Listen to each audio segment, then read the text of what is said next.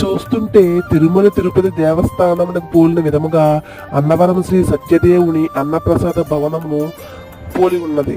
ఎందుకనగా మండు టెండర్ని లెక్క చేయక భక్తులు అన్నప్రసాదము కోసం చిన్న చితక పెద్ద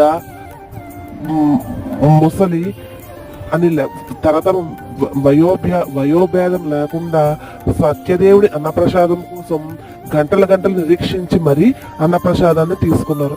అదేవిధంగా ఎంతో ఓర్పుతో నేర్పుతో భక్తితో సేవ కూడా చేసి వాళ్ళు వివిధ రకాల బృందాలు వచ్చి అన్నప్రసాదాన్ని చక్కగా సప్లై చేశారు.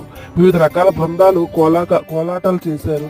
ఆ రోజంతా కూడా చాలా ప్రశాంతంగా అందంగా ఆనందంగా గడుపుకునే విధంగా క్షేత్రంలో గడిచిపోయింది. తెలియకుండానే ఆ రోజంతా చాలా ఆహ్లాదకరంగా గడిచిపోయింది.